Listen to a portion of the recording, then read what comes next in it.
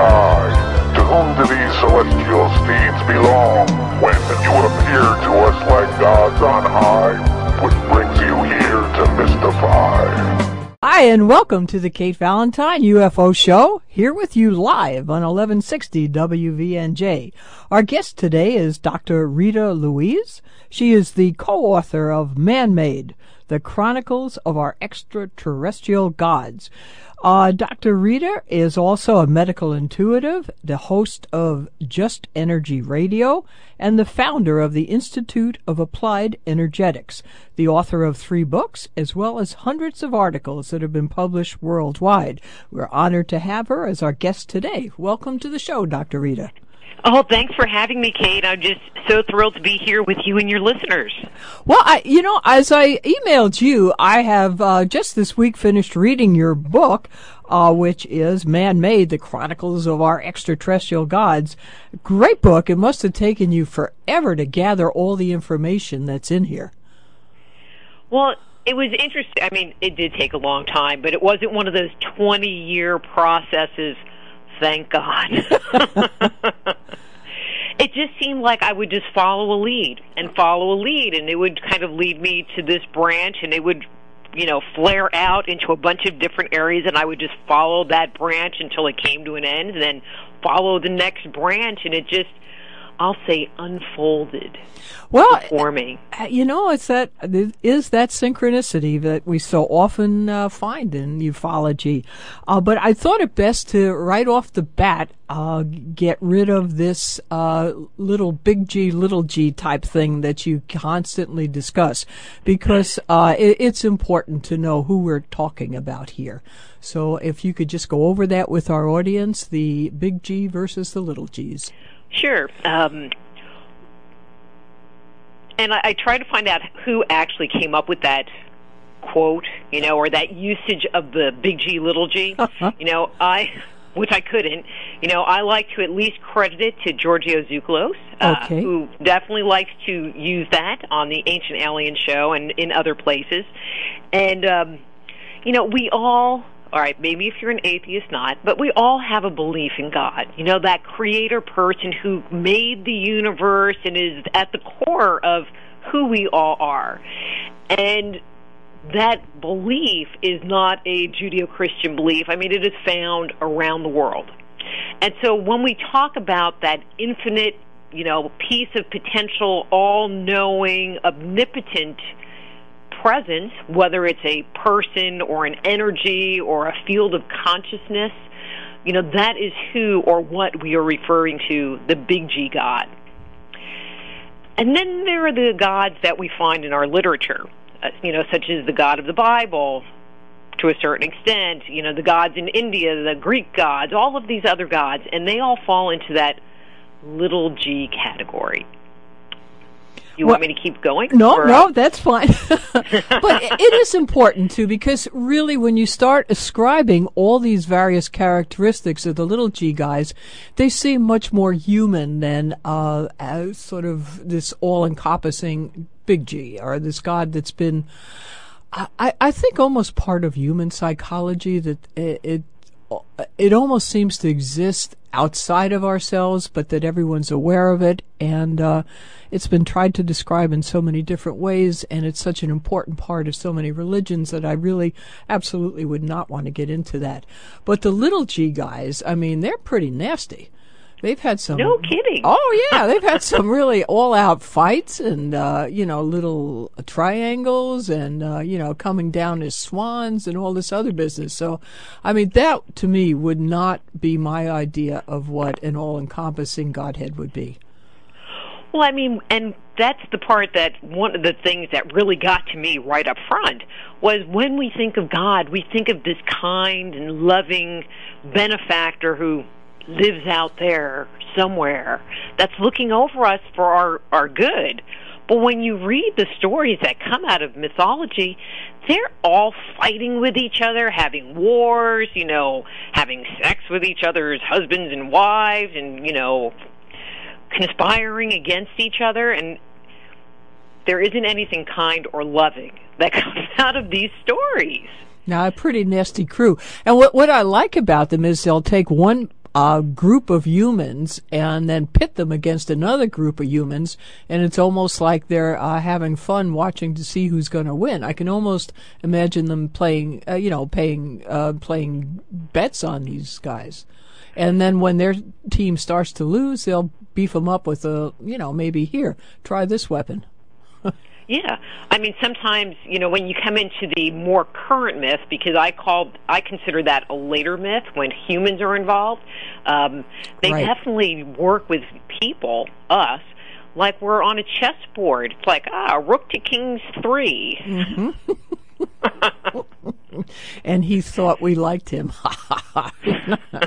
But what I like too is that you categorize the little G's. You have them, like, for example, a Zeus character as the CEO, and then you have different department heads, like, the guy who's in charge of the oceans, one who's in charge of planting and sowing, and that's a pretty interesting concept.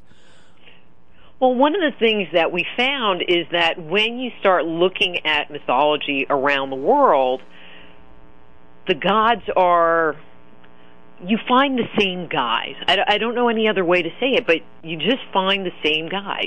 For example, the god of the water. So when we think in Greek mythology, because I think everybody can relate to Greek mythology, we think of Poseidon, or Neptune, the guy with the big trident.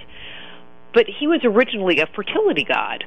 Well, when you look at fertility gods around the world, they're always associated with water. Many times they're associated with the creation of mankind. Many times they're also associated with the concept of being a trickster or doing things that aren't necessarily in alignment with the chief god. So you find these characteristics that are consistent across the board. Or when you're talking about the sky god or the god of war, he's always associated with lightning, an axe, or a hammer. But most primarily lightning. And what's interesting is, we use these names, we use Zeus or, Enki or Enlil or, whatever culture you want to pick. But many times what I'm finding is that the name is more of a description of who they are versus their name. Like the name Gaia means earth. And then there's the god Citlalique, who is an Aztec god, and her name means Earth Mother. So is that her name, or is that the name we gave her? Another sort of a very small aside here is I think what makes it difficult to follow is that it's not always possible to memorize these names. I think if they were called, Mary or John or Smith, something like that, it's easier to follow. But especially when it comes to the Indian gods or goddesses, those names are almost unpronounceable. No, they are unpronounceable. Yeah. And it's a shame in a way because other than Vishnu, which is fairly, relative for this culture anyway, is fairly easy to pronounce, their stories match up so well with all of our ancient myths. Mm-hmm. And that's your point in the book, and I should really bring this out to the listenership too, is that you don't just simply go over the ancient aliens, as it were, but you tie it in with different times of not only evolution, but also the Earth's evolution, like different eras of time, like Jurassic and all those other ones, all the other times, like the Great Flood, for example, you tie in with the myths. And there's definite changes on this planet that seem to be reflected in the changes in the mythology. Right, and I definitely agree with you. I mean, one of the things that we found in looking at the myths, or one of the things that was our requirement in including mythology or considering it for this timeline, and this was just our decision, was that we needed to find comparable myths in other locations. So if there was a Greek myth or a Sumerian myth that were telling the same story, that's interesting. But if we found the same narrative coming out of Australia, or if we found the same narrative coming out of the Americas, that gave it credibility. It definitely gave it credibility. One of the things, this is what got us started on this whole thing. And I mean, there's a pre-story, but this is, I think, the key piece here. For some reason, I decided to look at flood myths because I knew that there were, at the time, I thought there were 250. I've been corrected. There are 500 to 600 flood myths that appear around the world. Huh. When you survey those myths, you can summarize, I mean, this is the part that's scary. You can summarize the myth narrative into basically one paragraph. And that paragraph says, there was a pious, virtuous, or righteous man who is warned of an impending flood. He builds an ark, digs a canoe, climbs on a raft, climbs to the top of a tree, climbs to the top of a mountain. He is surviving the flood with his wife, his brother. There might be a couple of kids involved. In some of the stories, animals get on the boat. In some of the stories, animals climb to the top of the mountain. And in a few of the stories, animals are actually released or sent out to go see if dry land has survived. The interesting part, I mean, other than they're all the same, the interesting part is that even in the Americas, you find a variety of those different narratives. Some of them climb the tree, some of them climb the mountain, some of them make a boat. So it's not, well, in Europe, they all make a boat. And in the Americas, they all climb the mountain. I mean, there's not any geographical distribution of these stories, which to me says they're all telling the same story. I have to agree with you, especially when it comes to the flood mythology. That seems so consistent, so worldwide. Something had to have happened. But anyway, I have to take a quick break. Kate Valentine here. I'm speaking with Dr. Rita Louise. She is the co-author of Man-Made, the Chronicles of Our Extraterrestrial Gods. If you have questions or comments about this intriguing view of our collective past, please post them now on our website, AtlanticCoastUFOs.com. After the show, you can go to Dr. Rita's website, RitaLouise.com, for much more information and for a copy of this book about our ancient tales. We'll be right back.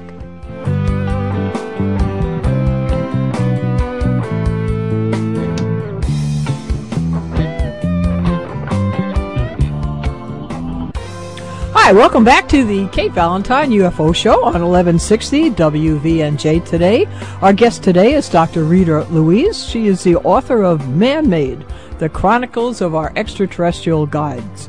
Interestingly, it places side by side current scientific discoveries alongside contemporary myths with astounding results, which it certainly does, Dr. Rita. I mean, it was a fascinating book. It was hard to make up a list of questions for you because every time I turned a page, whoop, another question. But one of the things I wanted to make clear was that these little g gods were actually not human. And that's a very important differentiation, because if they were just some well-placed king or hero, that would be a different thing. But these were definitely not human. Well, one of the things which we're already working on a revised and expanded edition, because there's just more information just keeps coming up that supports our argument. And one of the things that I took a long, hard look at is the authorship of the myth. Because there is a very, when you read something, it always comes through the writer's eyes. Mm-hmm. The narrative comes through the writer's eyes. And when you read these ancient myths, the writer seems very comfortable. I mean, with the gods being so notorious and so basically bad. Yeah. Where we look at them and go, God, that was really bad. But why would we, if we're venerating these gods and think they're great, kind of write such nasty stories about them? That's a great point. I hadn't thought about that. Because those stories have to start somewhere. You're right. So who starts to make up a character like Zeus, if not Zeus himself? Well, I mean, we believe that the stories that we've inherited, especially pre-flood, were actually taught to us by the gods.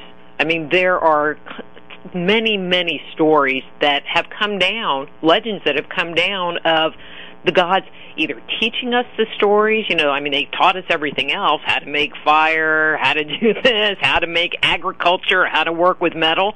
Why not teach us our history?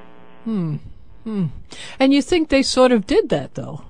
I do, and I think that's why the perspective comes from that position, because that's the story we were told. I did this, and, this guy did this, and then there was this great war. Sitting around the campfire with the gods, I think it would be kind of fun. I guess so, but they did have a lot of wars. They were constantly fighting. Constantly. And they were always vying for control and power and supremacy. One of the things that we talked about briefly in the book, and you're a UFO show, so I bet you'll like this part. Okay. Was that it was very challenging to tell if we were talking about one group of extraterrestrials or multiple groups of extraterrestrials, because there is this constant battle for control. And so were these wars fought for supremacy? Did a different group come in and vie for power and win, as in the case of Zeus? But, and then they, how I'm trying to figure out this point. But even though they were not human, it seems as if we adopted a lot of their characteristics. I mean, certainly today, vying for power is not unheard of. I just like to say, do as I say, not as I do. Oh, okay. Well, they gave us laws. I mean, we know, or at least from Jewish tradition, we know that God gave Moses a set of laws to live by after the flood. They're the Noetic laws. They've been around for forever. Hammurabi's laws were based on the Noetic laws. And so even if we place a date of the flood, whenever that was specifically, we were given these laws to live by and control us, and we're supposed to be good, righteous people. But we act more like the gods. I see. So they anticipated our behavior, and in that anticipation gave us rules to control it.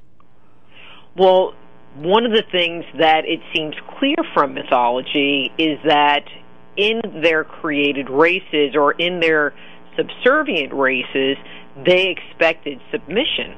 They expected, to be able to run the show and have our obedience. Well, nothing like a bolt of lightning to, enforce that particular. Wow, really? Yeah, it gets to be a very interesting concept. A lot of the discussions on UFOs and aliens will place them in the interdimensional, ethereal type category, something of this nature. But we're talking about real flesh and blood aliens here that have real psychologies, real, their own way of doing things. And they're, they're just sort of, there's so many myths about humans being created to serve the gods that when they created, if that should be the case, if they created a living being to serve them, I guess they didn't take some of the more aggressive tendencies out of that creation. Well, I mean, but they were just as aggressive also. Yeah. We have battled the interdimensional being idea and don't totally negate it. We just, my thought is, a ghost is a ghost, and it's a being without a body, and so whether these gods were beings without bodies that could make themselves be seen by us or not is really kind of a moot point. Yeah. Just quick break. Kate Valentine here with Dr. Rita Louise on 1160 WVNJ. Yeah, it is a moot point. It really is. And I sort of hate to get into that because it's difficult enough to tie down extraterrestrials, much less bring in all these other potential explanations. And when you read the mythology, there are never, or at least I have not found, any comment about them disappearing. There are comments about them changing form. There are comments about, and I was just reading this Norse mythology book where they talk about Loki putting on the feathered cloak of Freya, and he could soar across the earth in order to get to whatever location he was wanting to go to.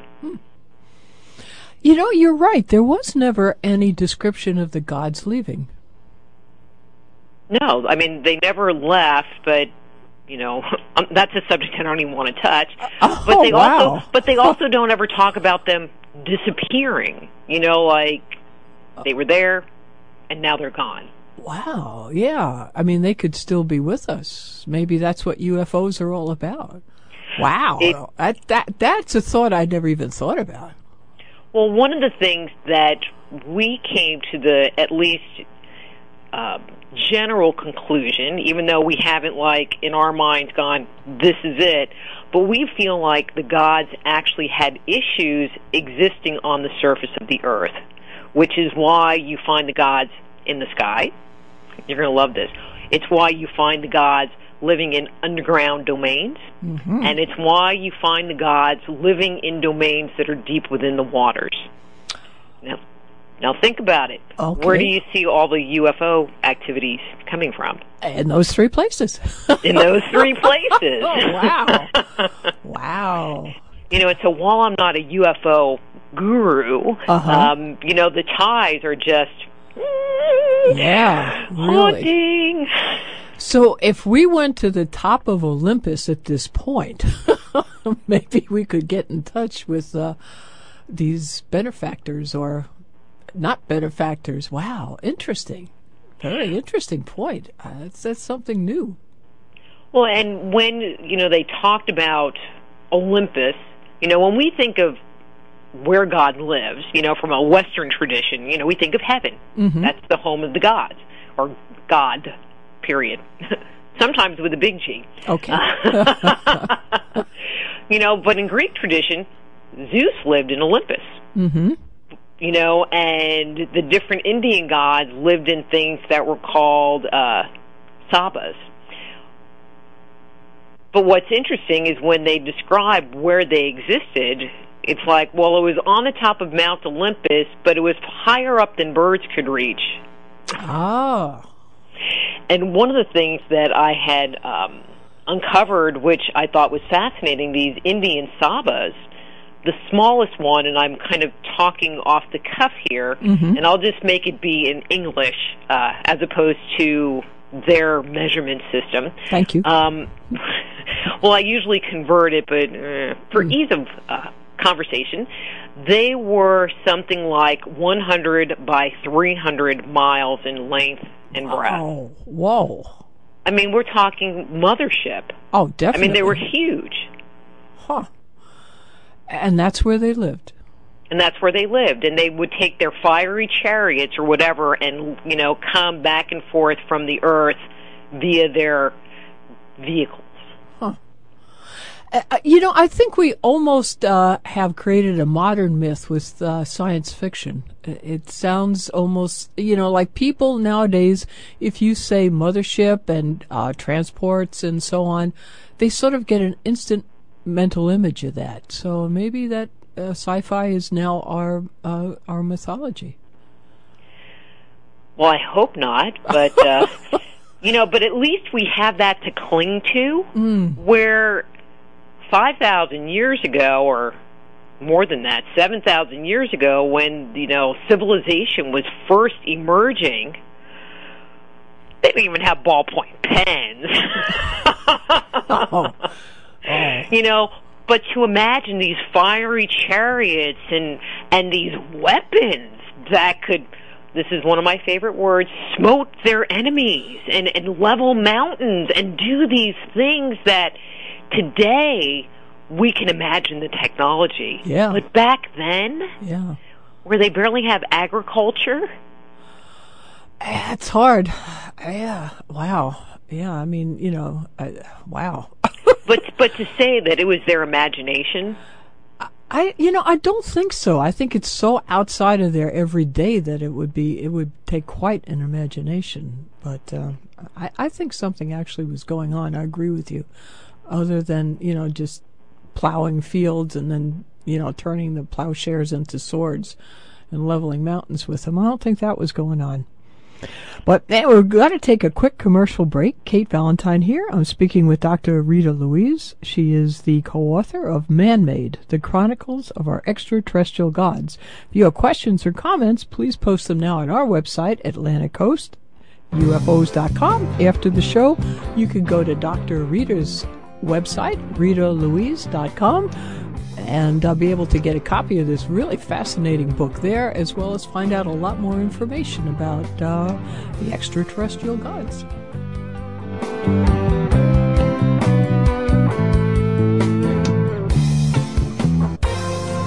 Hi, welcome back to the Kate Valentine UFO Show on 1160 WVNJ. Our guest today is Dr. Rita Louise. She has written a most fascinating book, Man-Made, the Chronicles of Our Extraterrestrial Gods. Over the break, we had an interesting question that came in from Dave. He was wondering if you have a theory as to where these gods originally came from. Well, based on mythology, there are 4 different star systems that seem to come up over and over again. Really?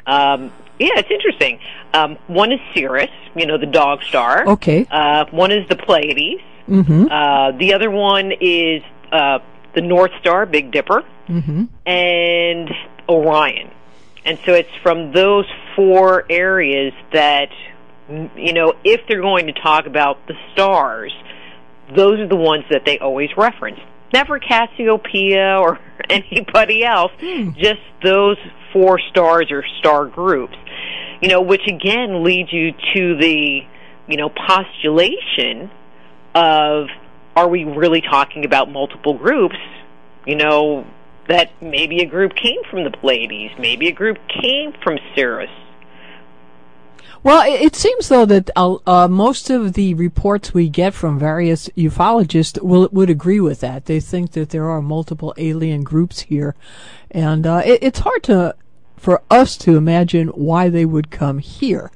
But I think there's a lot of compelling reasons for them to have been here. To me, the hallmark of intelligence is curiosity, and certainly we as a people will soon become UFOs to other habitable worlds, and so I can't imagine why other habitable worlds wouldn't want to come here just to see what's going on. And I don't think necessarily to become, although it did seem pretty mean if they just came here to be gods, I mean, it did. But what I wanted to get into too is another very interesting point that you bring up, is that in these battles between the gods, there were the gods of the heaven and the gods of the underworld, and that has maintained itself in today's religions as to heaven being the good place and hell being the bad place. And you seem to feel that that's a reflection of these ancient wars. I do. With the generalized comment being, what if the other guys won? I mean, I do believe that the underground world was inhabited, and I'm going to use a modern UFO word, by reptilians. I mean, these gods are often depicted as being half man, half snake, half man, half fish, half man, half crocodile, some reptile-type creature. Which would lead you, you come into more modern times where we associate, a snake with the devil, and where's hell? It's down there. But they were the losers in the battle. And I'm going to use Greek mythology again, when you talk about this big war, at one point in time, Kronos was in charge of the earth. Well, Kronos was a fertility god who's associated with the water. If you think about him in more contemporary times, he was half man, half fish. Okay, we'll just put it that way. He was half man, half fish. And, and then Zeus came in and battled him for control. And that's where I really had the biggest question was group Zeus actually his son, or was Zeus actually an invading group that were fighting for control? Ultimately, Zeus wins, and Kronos gets thrown into the pits of Tartarus for 1,000 years, along with all of his cronies. And that piece of mythology follows along everywhere. And the question I always ask is, well, what if the other guys won? What if Kronos won? Would we still be looking up to the sky, to God? It's an interesting question, because I think of all the world's religions today, heaven seems to be, or the sky seems to be the good place to go. But that's because that group won. And as you say, history's written by the victors, and that's so true.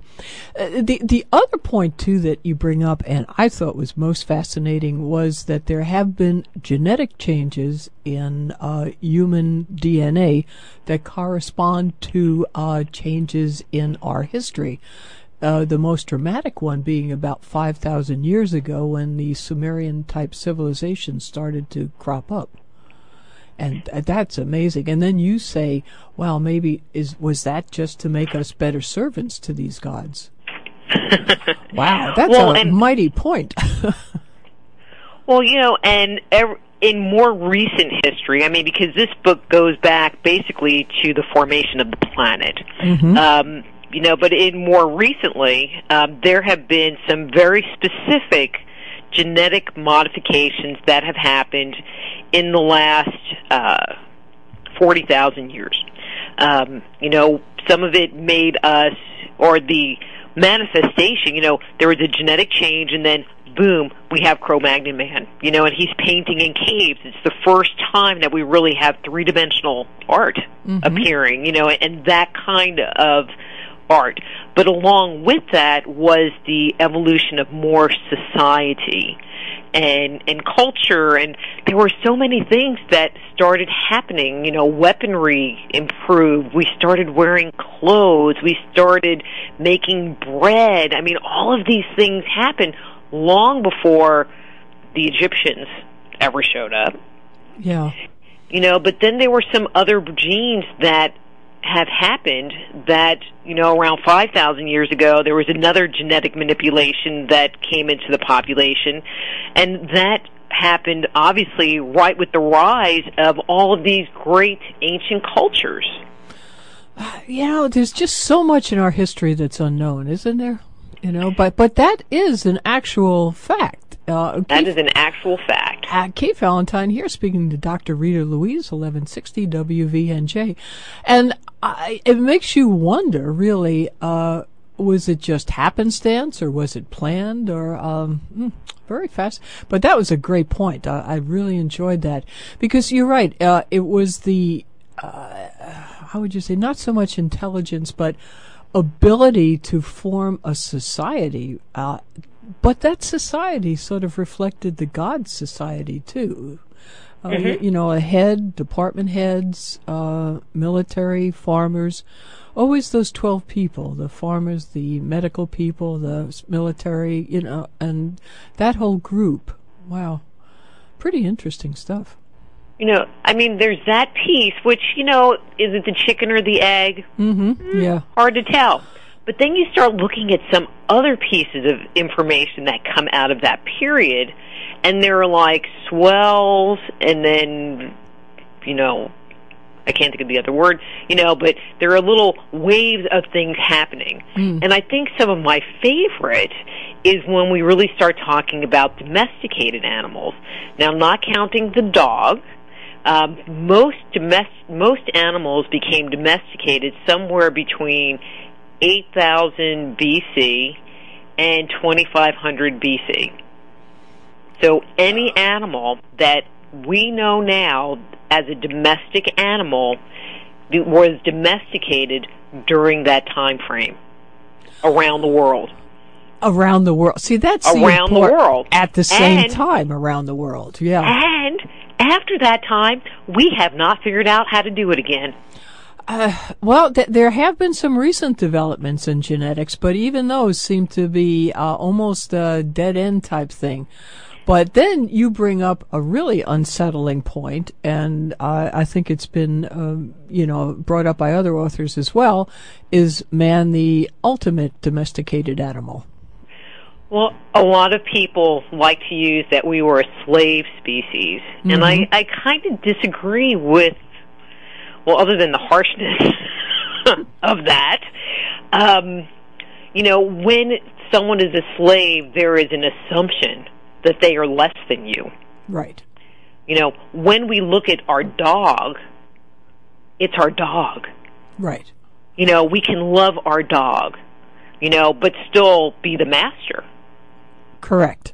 And I feel like that was more our relationship with these ancient gods versus they made us and they're just like whooping us in the cotton fields.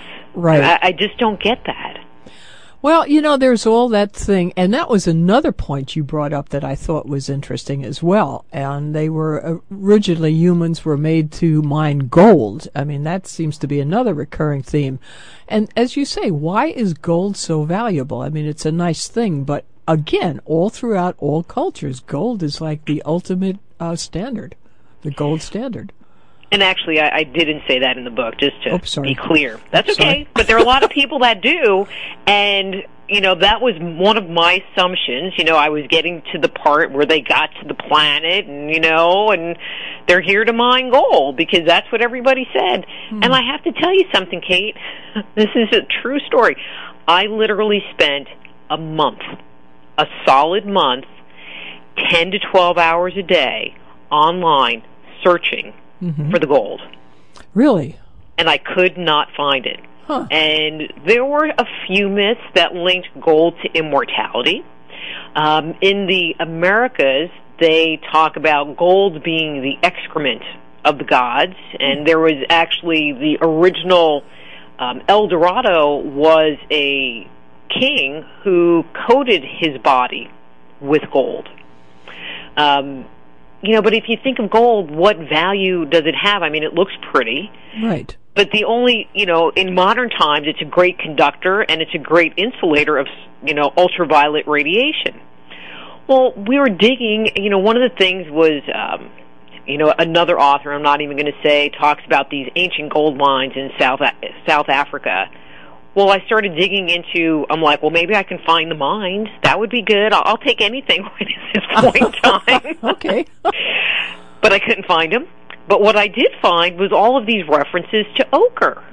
People covering their body with ochre. Some of the oldest mines in the world and the most heavily mined mines in the world are all ochre mines.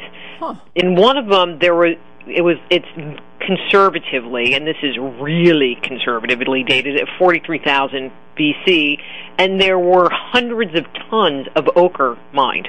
Wow. Out of this South African mine. Same thing in Australia. Same thing in South America. These ancient, heavily mined ochre things. But what is ochre good for? You can paint a cave wall with ochre. But that's not... and that's about it. Make some pottery. I don't know. Yeah. But one of the things that many indigenous cultures still do is they coat their bodies with ochre, and it's a sign of beauty. It's a sign of prestige. But it's also like a sunscreen. It's kind of like putting zinc oxide on your nose. It's a sunscreen. And so one of the things that we postulated in the book was that they had issues with the sunlight, and they used the gold to coat their bodies, which could have been the tie to immortality, because without it, they would certainly die. And we, in emulation, coated our bodies with the ochre. But the gold was reserved for the gods, and so that's why we value it, because it was important to them. Wow. I just wish we had a time machine able to go back and find out what was really going on. No kidding. Yeah. Actually, there isn't I don't want to say there isn't a day go by, but kind of like that I wish the libraries of Alexandria still existed, or they could find some of those documents, like how they found the Nag Hammadi library,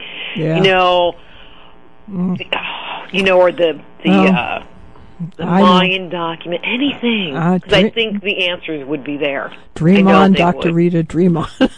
Well, I can put out that good energy for it. Come on. Okay. Everybody out there, go with you.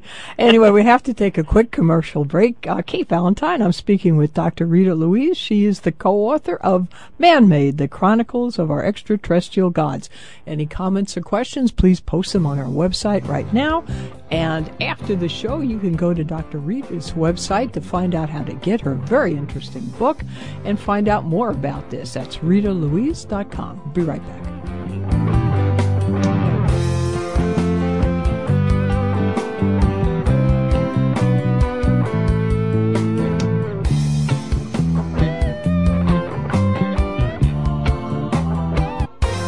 Hi, welcome back to the Kate Valentine UFO Show on 1160 WVNJ. Our guest today is Dr. Rita Louise. She has written Man-Made, the Chronicles of Our Extraterrestrial Gods. It places side by side current scientific discoveries alongside contemporary myths with astounding results. That certainly is a great summary of your book. We had two interesting questions that came up over the break. Earl was writing about Mars, and he was wondering if there was any theories about the gods coming from there. Well, interesting that, did he read the book? No, not yet, but he will. One of the things that, and there's a whole long thing that we talk about in the book, but yes, in a nutshell, we do believe that the original habitation of these extraterrestrial gods was on Mars, and that during the late heavy bombardment period of about 4.3 billion years ago, the planet became unstable, and it lost its atmosphere, and so they had to leave that planet, and thus they came to Earth. And one of the things that we find in mythology is they talk about the gods being on a dark planet or a semi-dark planet. But when they come to the Earth, I think that's why they needed the ochre or the gold, because it was too close to the sun, too sunny. Oh. It was too sunny. Oh. Yes, that was our thought. Okay, well, that's interesting because there's so much stories about that now going on, that there was some ancient colonies on Mars, and that was the whole point of your book. A lot of this mythology is starting to be shown to be the truth as time goes by and we make more discoveries. Well, and that's the part I am just so grateful for. We wanted to do the book, we did the book. But what we're finding is that it really is validating much of what they're finding, which, it's like I want to pat myself on the back because you don't know necessarily what you're going to come out with when you go into a project like this. Well, I think a lot of the assumption is because some of the earlier human settlements did not have technology, that these people were not too bright, whereas the intelligence, I'm sure, was comparable to today's intelligence, and they just did not have the technology that we have. And really, our technology is only from the last 100 years or so. Prior to that, we were pretty much a rural society here. Right, but the gods had all kinds of stuff. Yeah. And actually, I was just reading an article that someone had posted. Right, they posted it on Facebook, but it was out of some journal where they have just found another piece of. I don't remember exactly what they found, but it was in a piece of coal. Oh yeah, that was it was a gear made out of an aluminum. Right. Yeah, a 300 million year old piece of coal with this aluminum gear shaft in it. And in our book, we talk about the first inhabitants of the Earth coming here to do some terraforming on the planet. And we date them back at 4.2 to 3.8 billion years. So finding something that is dating to 300 million years ago really doesn't surprise me. And that's not the first time. They have also found in a comparable piece of gold a manufactured gold chain, not one that was wrought by hand, but absolutely, like you'd get today in any jeweler's store. And Michael Cremo wrote about that in Forbidden Archaeology, and which I'm sure you're familiar with. And there's been all sorts of finds like that. So, and you could have had an ancient civilization 300 million years ago that was completely destroyed by a flood, as the mythologies say. The gods were unhappy with what they created, so wipe them out, start over with someone that they liked, right? And exactly. Yeah, and Dale wrote in too. He was wondering, were the Sumerians brought here to advance man at the behest of others and then destroyed by those who sent them? Well, yeah. That's what a great flood's all about, right? But I don't think it was just the Sumerians. I mean, a big part of it is when you date the flood. Okay. I mean, that really becomes the key issue, and no one's really found the flood in the geological record. They haven't. But you find flood stories in Australia, which was settled, conservatively 50,000 years ago. You find it in the Americas, which conservatively 12,000 years ago. And so if it wasn't the gods telling us these stories at a later date, then the flood had to precede these people. And if it was just the Sumerians that were here, how did they, as this one Spanish journalist, writer, in the 1500s, it's like, how could they know about the flood, Yeah. Well, it was worldwide, and I think you're quite right. But, you're right. It seems like mythology tells us that there was this huge flood. I mean, it's in the Bible, it's in all various religions, it's in all various mythologies. But you're right, there doesn't seem to be any geological record of it, that I know of, anyway. I mean, everybody wants to put it, 11,000 years ago at the end of the last ice age, but I would think, question mark, that there would be something. Yeah, like sediment in rocks or whatever. Yeah, Something. You would think so, or some changes someplace. But anyway, to sum it all up, though, I think I love the very last line in your book, and I'm going to... Here it is. Humanity, when looked at through the lens of mythology, seems less a product of chance and circumstances and more like you, me, all of us have been man-made. Great quote. Thank you. I made it up myself. Wow, very, very well. So, but you're pretty convinced, though, that there were some extraterrestrial beings that came here and sort of had a great influence on this planet, and that may still be with us. I just can't really see any way around it. It's kind of like reincarnation. Your mind goes, well, I don't know. But the evidence, there's so much evidence that you can't just out and dismiss it. Yeah. Yeah, well, as far as that goes, my father, I think, had the last word. He said, we're all dying to find out. So, but, I would love to have a time machine to go back. And I know you mentioned Orion before, and you know that in the belt there are stars that are being formed as we look at them, but with light years, and the telescope being a time machine, those planets or stars or whatever have already formed. And it would be great if they had somehow a video machine of this planet that we could go to and then just have them play back our 4 billion year history. That would be cool. A Wayback Machine. Yeah, wow. I would love it. I wonder if that won't be in our future sometime. It seems like technology is going so rapidly at this point. Mm-hmm. Well, and I'm going to throw this out, and this is just total, food thought. Okay. We keep, they say that the technology that we are achieving now or getting now, comes from us reverse engineering alien crafts and et cetera, et cetera. Mm-hmm. But could it be, and this is just totally could it be, that they're really not accidentally crashing, that they're kind of dumping it down there and giving it to us? Other people have speculated on that, and they said that actually it was an act of altruism that these bodies that crashed in Roswell did it on purpose so that we could back-engineer this to help us out of the morass that we seem to be getting ourselves in. Well, I'm sorry, that music means we've come right to the end of the hour. Dr. Rita Louise, how can our listeners find out more about your book and your work? Well, the best way to find me is go to my main website, which is www.soulhealer.com. That's SOULHEALER.com, and it is the gateway to everything Dr. Rita.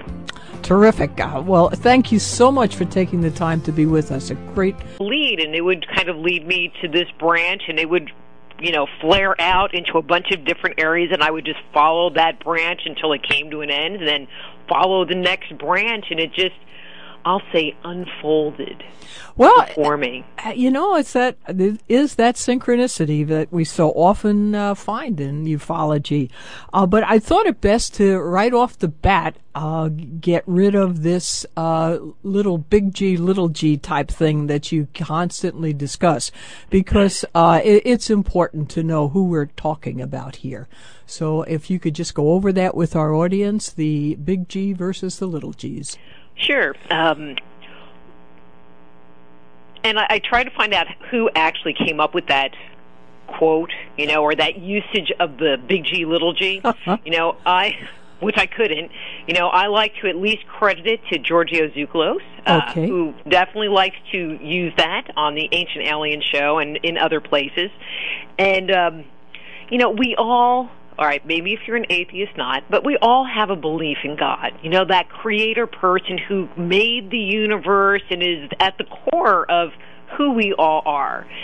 And that belief is not a Judeo-Christian belief. I mean, it is found around the world. Coming down as swans and all this other business. So, I mean, that to me would not be my idea of what an all-encompassing Godhead would be. Well, I mean, and that's the part that one of the things that really got to me right up front was when we think of God, we think of this kind and loving benefactor who lives out there somewhere that's looking over us for our good.